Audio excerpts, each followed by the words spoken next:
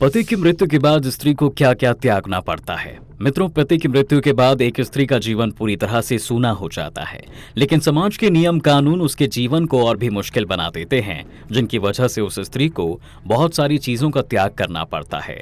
पुरानी मान्यताओं के हिसाब से तो पति की मृत्यु के बाद सबसे पहली पत्नी के जीवन से उसके सभी रंगों को छीन लिया जाता है, उससे रंगीन कपड़ों को पहनने का अधिकार छिन जाता है। इसके अलावा पति की मृत्यु होते ही पत्नी को सभी 16 श्रृंगार करने पर पाबंदी लगा दी जाती है। उसे सुहाग की कोई भी निशानी जैसे मंगलसूत्र, बिछिया, सिंदूर और लाल साड़ी पहनने का हक नहीं रह जाता। केवल इतना ही नहीं, विधवा स्त्री को तो खाने पीने की चीजों में भी परहेज करने के लिए कहा जाता है। विधवा स्त्री को लहसुन और प्याज जैसी चीजें खाना वर्जित माना गया है। कहा गया है कि विधवा स्त्रियों को मांस, मछली जैसी चीजों को भी नहीं खाना चाहिए। उनके लिए शलगम, मूली और गाजर जैसी चीजें खाने तक पर कई जगह पर रोक लगाई जाती है। सिर्फ इतना ही नहीं, महिलाओं को तो उनके जीवन को जीने के जैसे सारे अधिकार ही छीन लिए जाते हैं। विधवा स्त्री का घर परिवार और समाज में होने वाले शुभ अवसरों पर मौजूद होना बड़ा अपशगुन माना जाता है।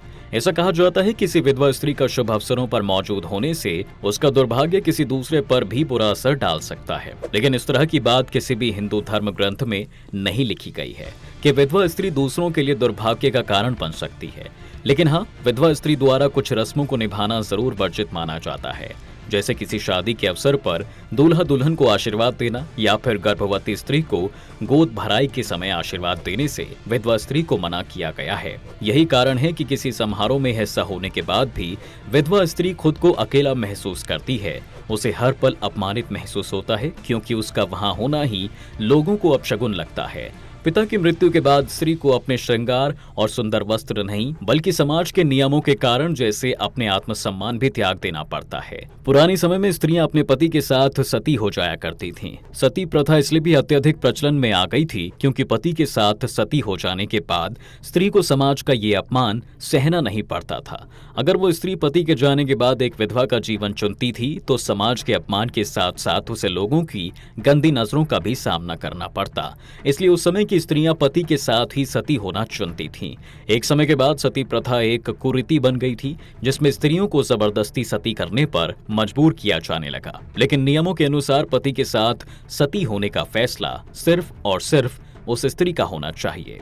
जी हाँ, कोई उसे जबरदस्ती सती होने पर मजबूर नहीं कर सकता। गरुड़ पुराण में स्त्री के सती होने से जुड़ी सभी बातों का विस्तार से वर्णन किया गया है, जिसमें बताया गया है कि स्त्री को सती होते समय कौन से नियमों का पालन करना चाहिए और सती होने से आखिर में उन्हें क्या फल प्राप्त होता है। जो स्त्री अपनी मर्जी से अपने पति के साथ सती होना चाहती है, इसके लिए उसका पहला नियम तो ये है कि पति की मृत्यु के बाद वो स्नान करके सभी 16 श्रृंगारों से खुद को सज्ज करना होता है, जिसके बाद उसे कुछ ब्राह्मणों को दान करना होता है। फिर अपने घर परिवार के बड़े बुजुर्गों और गुरुजनों का आशीर्वाद लेकर उन्हें घर से बाहर आना होता है, जिसके बाद अपने यहाँ मौजूद मंदिर में जाकर उसे भगवान को नमन करना होता है।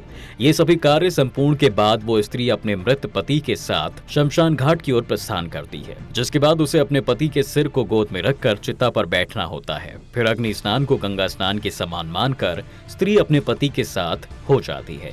ऐसा नियम करुण पुराण में बताया गया है। लेकिन इसमें एक बड़ा नियम ये भी है दोस्तों कि अगर कोई स्त्री गर्भवती है तो उसे सती होने का अधिकार है ही नहीं। वो अपने बच्चे को जन्म देकर उसका लालन पालन करने के बाद ही सती हो सकती है, जिसके लिए उसे शायद अपने जीवन भर का इंतजार करना पड़ सकता है। लेकिन आज के समय में इस तरह की प्रथाओं और मान्यताओं को गैर कानूनी माना जाता है। साथ ही आज के समय में विधवा स्त्रियों को लेकर समाज का नजरिया पहले से बदल रहा है। अब उन्हें सफेद साड़ी पहनने को मजबूर नहीं किया जा सकता। तो दोस्तों, आपको आज की वीडियो कैसी लगी हमें कमेंट्स में जरूर बताइए। वीडियो को लाइक करें, शेयर करें और आगे और भी ऐसे वीडियोस के लिए हमारे पेज को अभी फॉलो करें।